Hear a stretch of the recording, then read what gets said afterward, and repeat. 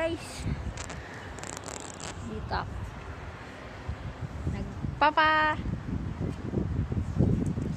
gaan ako guys. Alam mo ang ginagawa ko guys, exercise ko guys. Nandito ako exercise ako guys. May mga nag-exercise dumadaan. Hey guys,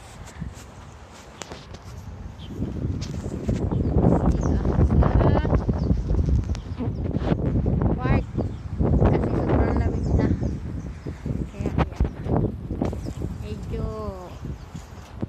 nagpapapawis ako. Yan na, nag-exercise ako guys.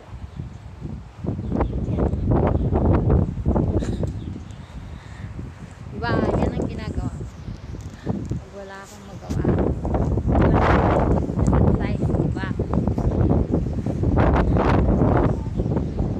Malamig na dito sa Taiwan guys.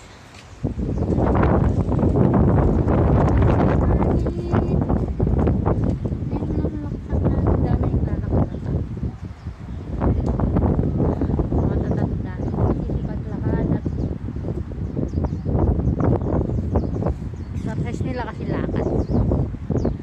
Ayan. The benefits of exercise. Yan. Yan ang benefits of straighten your legs, muscle, and improve lower body flexibility. Ba? Ganyan lang gawa ko dito guys. Wala kang ginagawa. Kailangan nating pangalagaan ang ating sarili. Ayan. Exercise pag may time. Ang ganda ng lugar namin guys.